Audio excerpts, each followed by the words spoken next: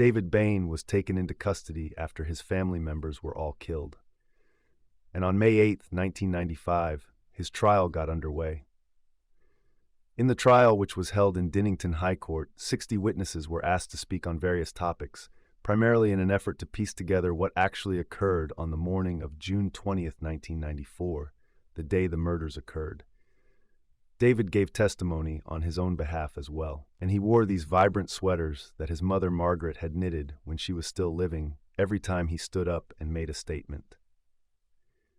His testimony painted a totally different picture of the family than what everyone understood it to be.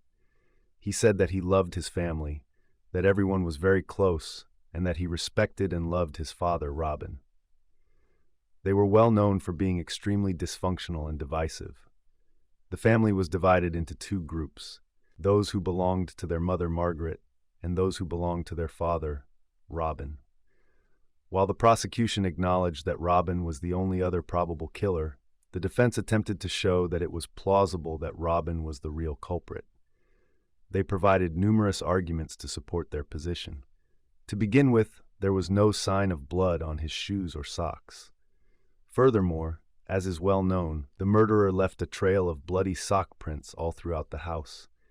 Neither gunpowder nor any of Robin's fingerprints were discovered on the firearm or on his hands. Furthermore, how could he have killed himself and his whole family without leaving any traces on the gun? Furthermore, it is quite improbable that Robin was able to shoot himself from the same rifle shooting posture. Not to add that Robin was shot in the left side of his head, even though he was right-handed. Thus, it was quite improbable that he could have accomplished that on his own. A chronology detailing the prosecution's theory regarding the timing of the killings was also supplied. Thus, they claim that David awoke at 5 a.m. on June 20th and dressed for the occasion. After donning his theater gloves, he reached inside his room's closet and took out his .22 caliber Winchester semi-automatic gun. Using an extra key he kept in a jar on his desk, he opened the trigger lock. Subsequently, he proceeded to massacre his mother and his siblings individually as he moved through the house. Stephen, who is 14 years old, is thought to have fought back, and in the midst of the tussle, one of David's spectacles lenses dropped to Stephen's bedroom floor. In light of the battle, David additionally used a T-shot to strangle Stephen before shooting him in the head. This is definitely not how the other members of his family were killed. They would fire without hesitation. David discovered there was blood on his clothes after he had completed killing his mother and his siblings. So he walked downstairs to the laundry, undressed, loaded the items into the washing machine, had a shower, and headed out to deliver newspapers. So at 5:45 a.m., he left the house for this. He returned home at 6:42 a.m. after spending around an hour out, they claim. At 6:44 a.m., he switched on the computer in the living room and penned the note of apology for suicide. Then, since his father, Robin, was evidently staying in the caravan and would typically enter the main house at 7 a.m, he moved forward and waited behind a curtain in the living room for his father to arrive to perform his daily morning prayer. According to the prosecution, David approached him as he was praying and fired a close-range rifle shot at him. After that, he set up the scenario by placing the magazines, the rifle, and other items next to him. Then at 7 or 9 a.m, he dialed emergency services. The prosecution also claims that he had a financial motive for the killings and that he desired the money his parents had, knowing that they were well off. I suppose the prosecution also brought up David's claim that Lani was gurgling and made gurgling noises during their disagreements. They essentially stated that he had to have been there as soon as possible after the killings if he heard Lani gurgling. And why hadn't he made an attempt to assist her if he had heard her gurgling, which indicated that she was only just hanging on to life? Why did he bolt from the house so quickly rather than dialing 911 to try to save his sister? Following a 9-hour jury deliberation, the Crown prosecution concluded its case by stating that only one person, the Matera, could have had Lani at the time of the trial. The jury found David Bank guilty of 5 counts of murder and sentenced him to life in prison with a 16-year non-parole period. That is not how the case ends. This was a significant case, like possibly one of the largest cases in New Zealand. The case garnered enormous media attention to the point where former All Blacks rugby player Jared Karam, a practicing lawyer today, launched a campaign to have David's conviction overturned, citing what he considered to be one of the biggest injustices in New Zealand history. Regarding David's guilt and whether Robin or David was the one who carried out the slaughter, there was a significant rift in the public opinion. There were undoubtedly several causes for this, but the primary one was a bizarre revelation that surfaced at the conclusion of David's trial, information that the jury was not told about in court. Furthermore, the jury's verdict most likely would have been affected if it had been presented in court. In other words, a man by the name of Dean Cottle approached the police. He had not yet met Lenny, and their relationship was somewhat complex. There are numerous accounts of how they came to know one another. Some refer to him as her pimp in the truest sense, while others see him as more of a friend who gave Lenny things like her phone and other items in exchange for sex. Like he knew Lenny sufficiently to know that her phone was actually registered in his name. He then comes forward and claims that Laniet told him that her father, Robin, had been raping and abusing her sexually throughout her whole childhood, and that she even got pregnant while in Papua New Guinea and had to have an abortion. A ridiculous claim considering that Lenny was born there and the family had moved back to New Zealand when she was around 12 years old. Therefore, she had to have become pregnant at the age of 12 or younger with her father's child. This is complicated further by the fact that Robin was a teacher at the same time. Because police learned of this information while David's trial was still ongoing, they obviously wanted Dean to testify to this information during the trial, but he actually ignored his subpoena. Lonnie reportedly also told Dean that she was done with her family, that she had gotten a job at a cafe, and that she wanted to start a new life without her family in it. And I believe that instead of responding to his subpoena and appearing in person to testify at the trial, he has kind of departed the nation, flying to Brisbane. He was therefore obviously regarded as an untrustworthy witness. The testimony was thought to be untrustworthy. The information was removed from the case and never heard during the trial because the judge declared that it was only hearsay nonetheless. However, after this information became public, Dean swore an affidavit a month after David's trial concluded, essentially stating that Lonnie had told him she was returning to her family home the night before the killings to tell them all about her father's abuse. Numerous other witnesses also came forward to support Dean's account, claiming that Lonnie had made the same comment to them. She had apparently confided in strangers as well as friends. Her acquaintance emerged to tell that she had told them, in confidence, that she had secured a job at a cafe. This was similar to just before the killings happened. Yes, she was intending to quit doing sex work and had taken a job at a cafe. She also intended to inform her parents about her employment as a sex worker and her incestuous relationship with their father when she returned home that Sunday night. She went so far as to inform a nearby dairy farmer that she was living alone after leaving her family's residence. I just want to clarify that, although her friend and the farmer both said that Lonnie hinted this was a romance and an affair, it wasn't. She informed this local dairy farmer that she had also been having an affair with her father. Dean Cottle was also aware of this. There was no affair. That wasn't a partnership. It was both rape and sexual abuse. And to add even more complexity to this is the fact that, as we mentioned in the first section, Lonnie frequently stood up for her dad. She was constantly standing up for her father and supporting him, which is why their relationship was so turbulent. She went and spent a long, tearful time with her dad.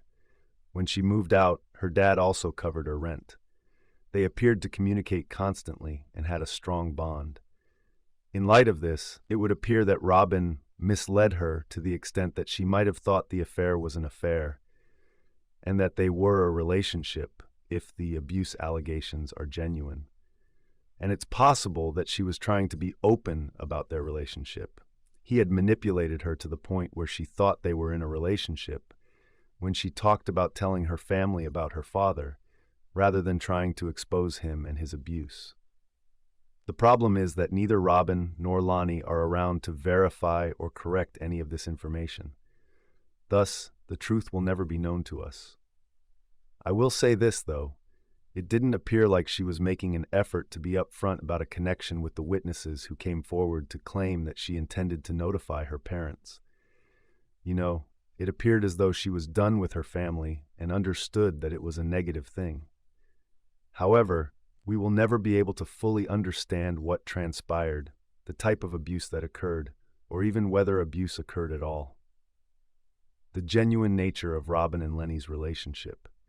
Nevertheless, 3 different witnesses, or Lonnie's friend and neighbor, add that although these witnesses came forward to testify that Lonnie Out had called the family meeting on Sunday to inform them about her father, an aunt of the Bones and a friend from Tyree came forward to testify that David had actually called the meeting.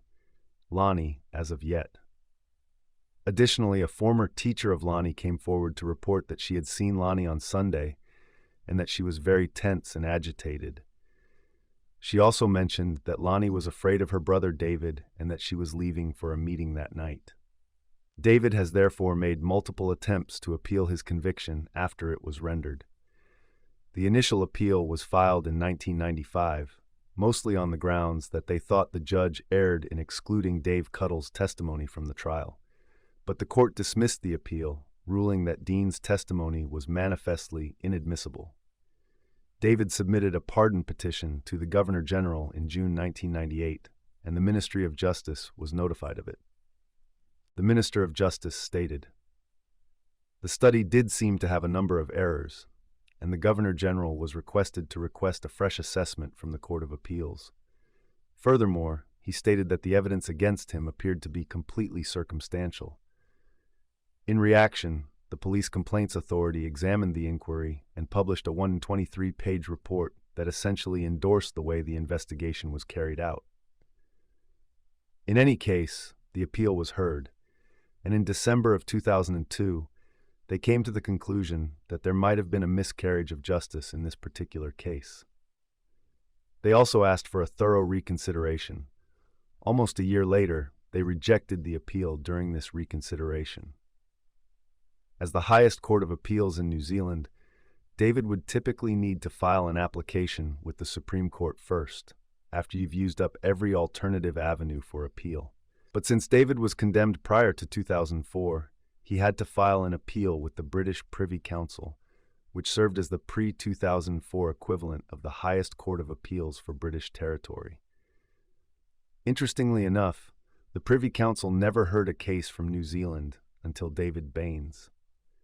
Nevertheless, the Privy Council started reviewing David's case in March 2007, and his defense team, which included Joe Karam, assembled 9 points of contention intended to raise reasonable doubt. Furthermore, the 9 areas of contention contained crucial information that was omitted from David's initial 1995 trial. A 46-page paper outlining the misdeeds of the initial trial was also present. However, let us examine these 9 reasons of disagreement. The first claimed that Robin Bain was portrayed inaccurately, and his mental state before to the murders was never investigated or brought up for the jury's consideration. It is untrue that he was a devoted teacher, parent, and fervent Christian, as he was described. The Tyree Principals Association president, Kevin McKenzie, claimed to have felt completely differently about Robin. He claimed that following the killings, he went to Tyree and the school where Robin worked and saw that Robin's office was in disorder. It was like utterly disorganized, unkempt, and filthy. Everywhere you looked was a mountain of unopened letters. In addition, he mentioned that he discovered this newsletter that was distributed to every child's family.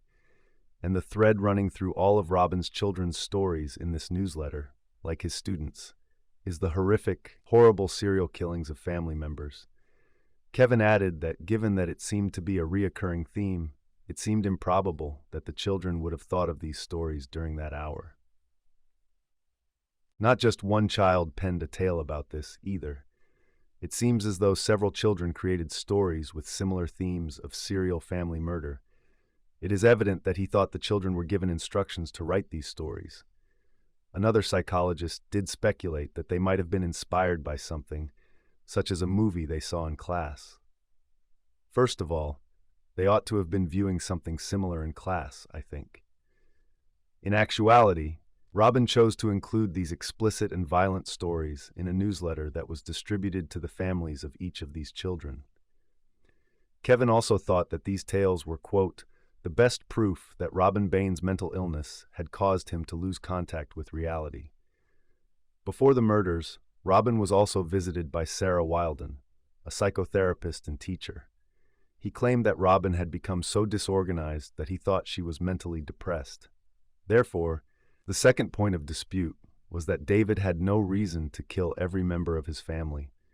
Initially, they claimed that there might have been a financial motivation, but they felt that if the court during the initial trial had heard about Lonnie's abuse at the hands of her father, several witnesses would have attested to the incestuous abuse that Laniet endured. One witness even claimed that Leonie told them, "I can't stand what he's doing to me. Not now." Lonnie, that Sunday night, I knew the entire family would be together. She therefore saw the meeting as an opportunity to inform her relatives about what her father was doing to her, regardless of who called it, David or her. According to the Privy Council, the jury might reasonably conclude that this could have driven him to commit these horrific and uncharacteristic violent acts if they found Robin to be already in a state of deep depression and now a school principal, an ex-missionary facing the public revelations of very serious sex offenses against his teenage daughter. It's possible that the jury did not perceive this evidence as significantly changing the case. The third point of contention: why were the found body footprints? The bloodied footprints were undoubtedly left by a sock-wearing foot. Additionally, a few tracks that led from Margaret's chamber into Leonie Epp's room were discovered. And because David had on socks that morning, it was thought that he was the owner of these footprints. The defense argued that David's footprints were too small, measuring only 280 millimeters in length. However, Robin's footprint measured 270 millimeters, and David's measured 300 millimeters. Given that a bloody sock print usually measures slightly larger than the foot that made it, David could not have made the print. His footprint in a bloody sock would measure closer to 310 millimeters than 280 millimeters. Hence, the defense's ability to demonstrate that Robin left her footprints and that he changed before taking his own life would account for the absence of blood on him when he was discovered in the living room.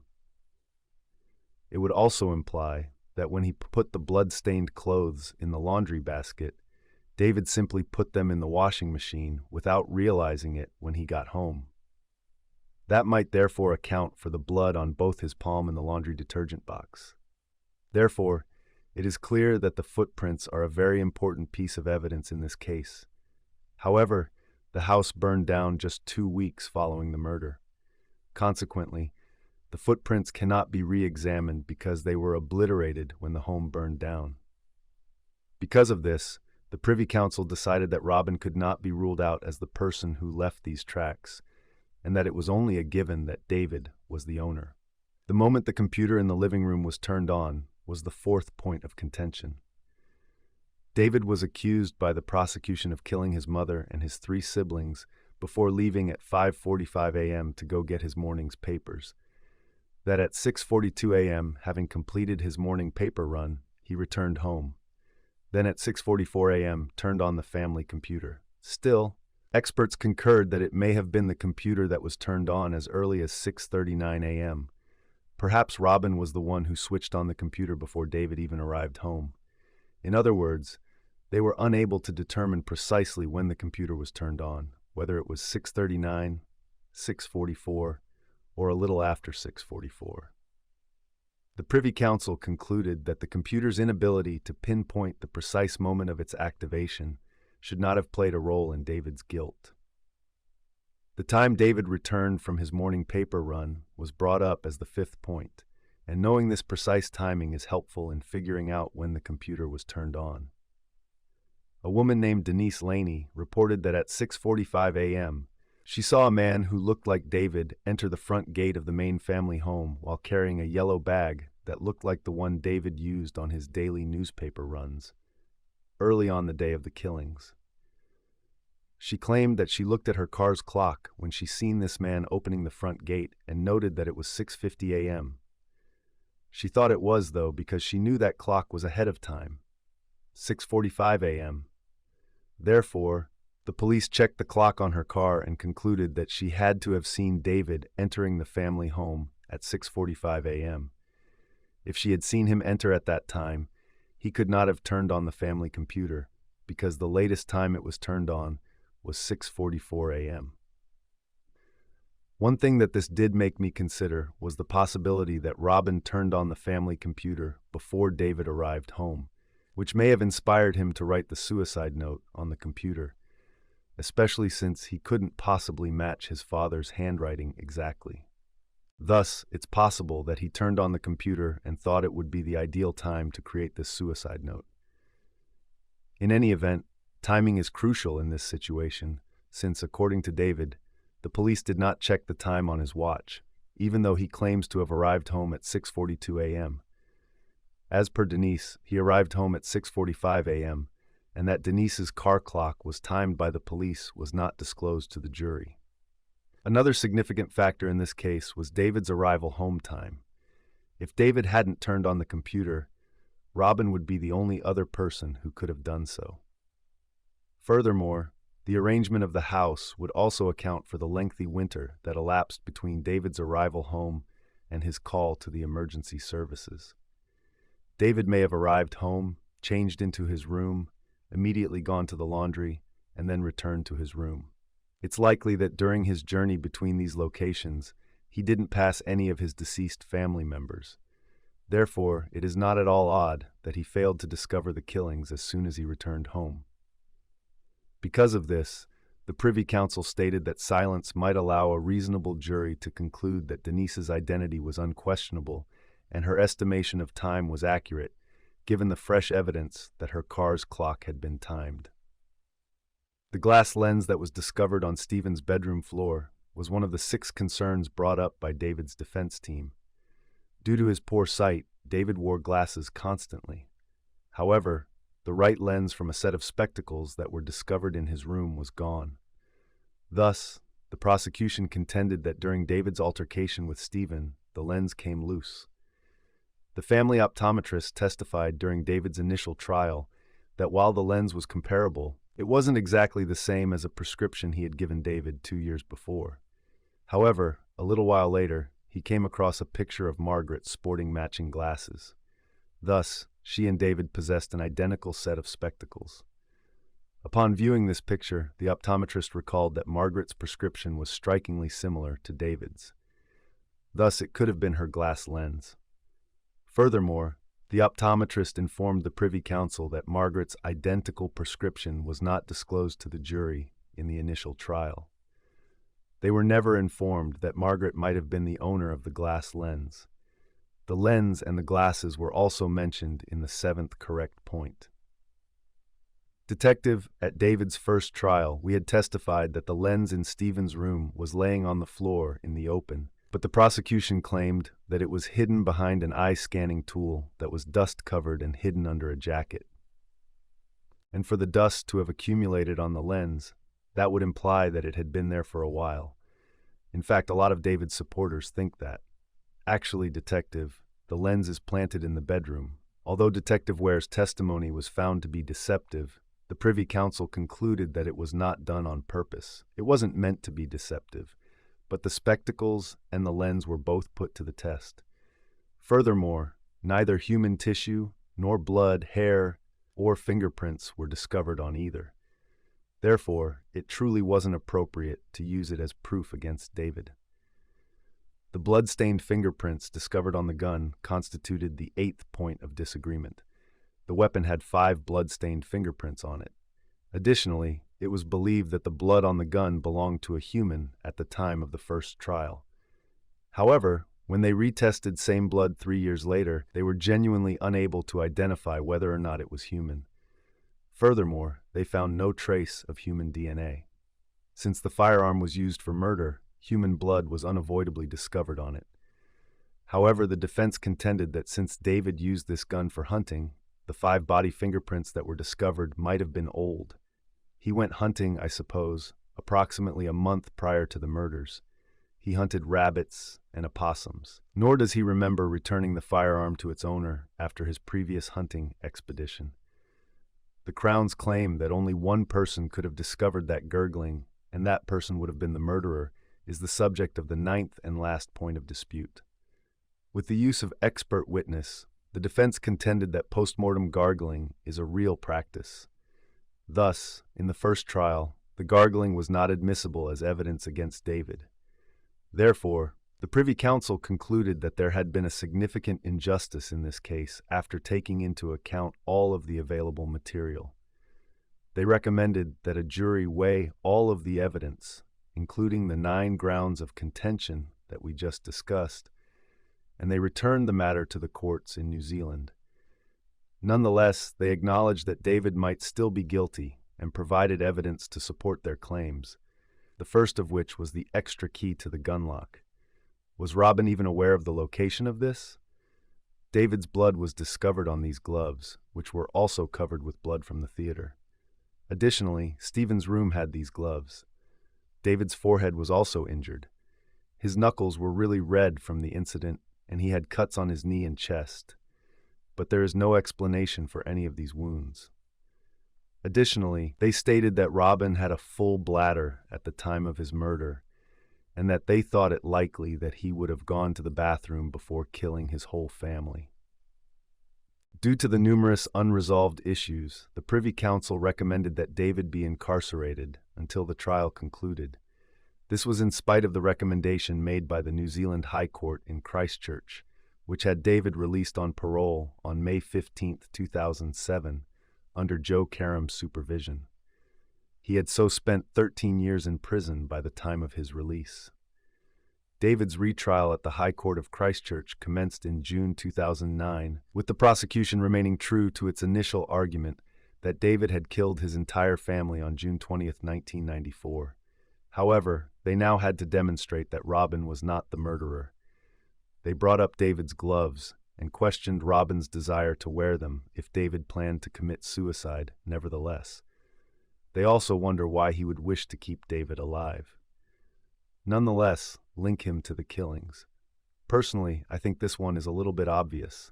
It seems like he wanted to blame David because, well, they were often fighting before Robin passed away.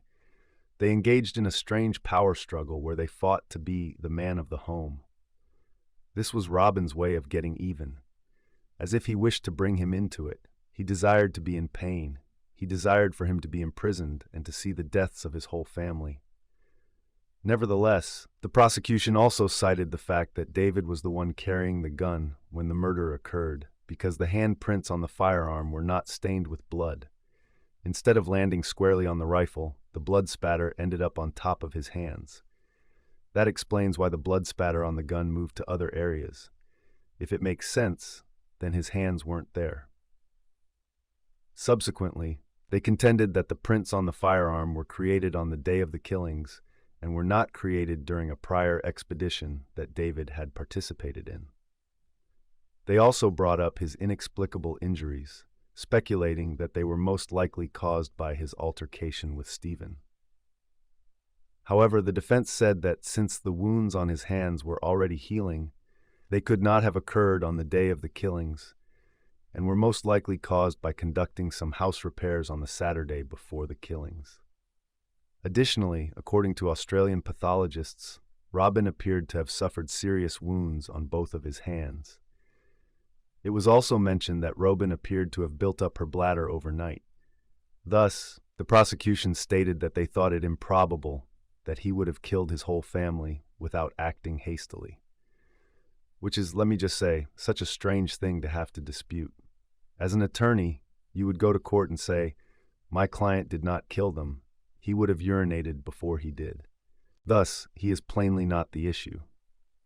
That makes sense, I suppose.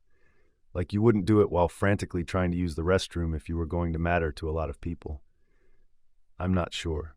Medical research, according to the defense, suggests that people in high-stress situations will stop at nothing to stifle the urge to urinate. They further contended that the quantity of urine in his bladder might have been left over from earlier urination and that his enlarged prostate was typical for someone his age.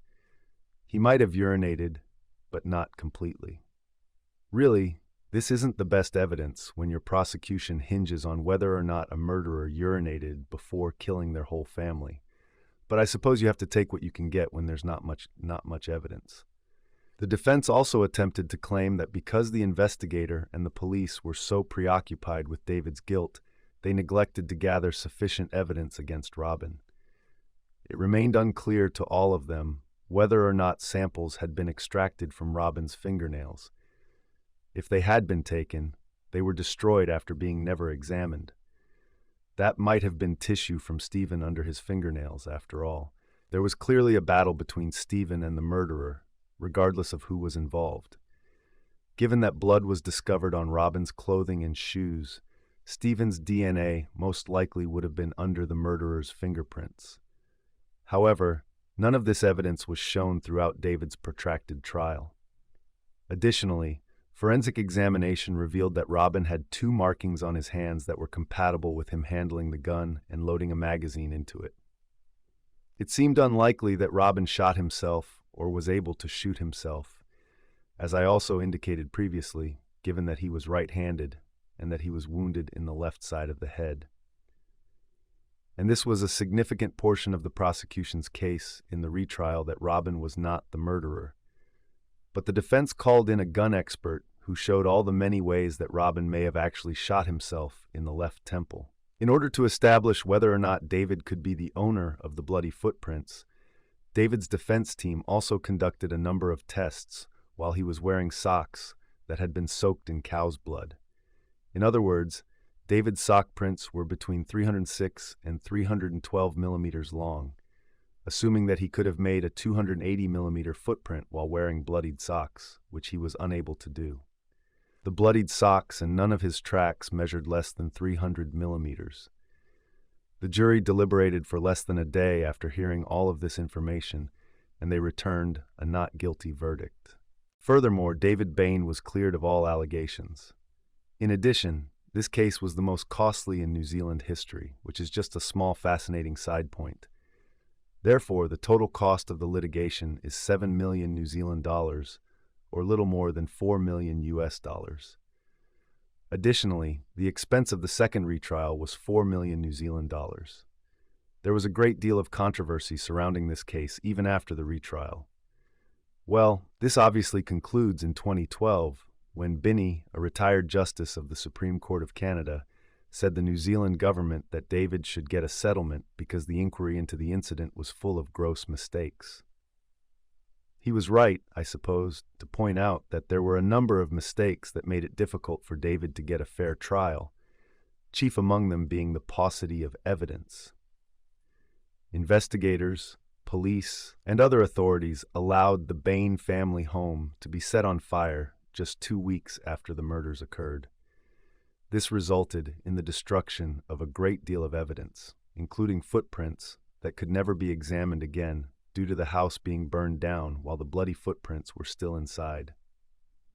The fire also destroyed Melania's letters and diaries to her mother, which could have been crucial to look through in light of everything that has been revealed regarding her father's sexual abuse of her. Additionally, there is the proof from the lens and the spectacles. It's evident that there was some disagreement on the exact location of the glasses, whether they were lying on the open floor or in the bedroom before to the killings, concealed by a dust-covered jacket. Although there was no timestamp on any of the images or videos, the police photographer said that the lens was in the bedroom prior to Stephen's body being relocated, but this claim could not be verified. But the government disregarded Benny's counsel, and his endorsement has come under fire for being slanted in David's favor. Furthermore, it's said that his report was lacking since he didn't take into account all of the available information. On a different occasion, a different retired judge by the name of Ian Callanan stepped forward to refute Benny's claim, stating that he thought David Bain was probably guilty. However, David did eventually secure a settlement of NZD 925,000, but only on the understanding that he would not pursue any more legal action. Furthermore, it was made apparent that this was not an attempt to overturn a false conviction, indicating that the government continued to doubt David's innocence. However, the case was far from ended. The complete recording of David's emergency services call was made public shortly after the retrial, and it generated a lot of controversy. There was a certain moment throughout the call when David was extremely muffled, and there is a lot of disagreement regarding what he said. After analyzing it, experts came up with two main theories on what he might have meant. People have different interpretations of his words. "I shot the prick," "I cannot believe it," and I'll play it for you now because I'll be really interested to see what you guys think. He states, "It's just one of those things in this section of the tape that you'll never be able to know for sure. It's one of those situations where you can pretty much say whatever you want. For example, you can imagine that you hear David declare, 'I shot the prick,' if you believe he is responsible. You might imagine you hear him exclaim, 'I cannot believe it,' if you feel Robin was the one." In addition, even if he doesn't seem to be the smartest about the case overall and the way he handled it, it also doesn't seem like he would be foolish enough to announce over the phone, "I shot the prick." We're never going to be certain of what he said in this particular passage after all, and for that reason alone, it was decided not to be admitted into evidence during the trial. Thus, following his acquittal, David's supporters funded a 3-month tour around Europe. After that, he gained employment at an engineering company in Auckland after returning home. Then in January 2014, he married Liz Davies, a Christchurch-based teacher who was actually the daughter of one of his supporters. They changed David's name to William David Cullen and had a kid together a year after they were married in 2015. Davies. But in this instance, that is all. There is still a lot of controversy around this case even after David was found not guilty. There is a serious difference of opinion over who is at fault, David or Robin. Since I find the differences in this case to be so fascinating, I have been wanting to make a movie on it for a very long time. I would really like to hear your opinions on this case, including who you believe was David and who you think was Robin. Furthermore, I believe that there is a great deal of disagreement in the evidence on this case regarding whether Robin or David could have been the culprit. I am eager to discuss this with you all and find out what you think and who you believe was responsible. If David was responsible, he performed a mediocre job of hiding his traces, making them appear sloppy. It is fortunate for him, if he is the one, that the investigation was also disorganized. However, why would he leave David alive if it was Robin? What, in my opinion, really makes this argument is the not as well. You were the only one who deserved to declare that he was sparing him because he loved him, so why would he state that in his suicide note, but then frame him for murder? To be honest, that seems like such a strange note to write if you want to use him as the fall guy. In addition, Robin and David did not get along and seemed to be at odds. Therefore, Robin's assertion that you are the only one deserving of staying is illogical. They were not even friendly. The fact is, Robin was actually more motivated than David. For example, he had extra motivation if the claims of sexual assault are accurate, but that still doesn't explain why he was evil. However, David's motivation isn't all that compelling. They stated that there was a financial motivation, but they didn't go into great detail about it. They didn't really have a very good reason to believe David was doing this. I could imagine David's motivation being somewhat involved. The constant rivalry between him and his father, as if they were in a power battle. They were constantly attempting to outdo one another. Perhaps for that reason he killed him and then attempted to frame his father for the same crime. Additionally, from his father, as he wished to avoid being identified as the Metro. Thus, there is someone you know who has a frame. Why not his father too? Because he dislikes his father, in addition to the fact that witnesses claimed that David's family members were afraid of him. The fact that he carried a gun like a thief alarmed them. Genuinely informed students at his school that David was armed, that she was afraid of him, and that he had been making threats to shoot his family members. It was his pistol too. He also owned the extra key. Furthermore, there's no proof that anybody else was aware of his extra key's location.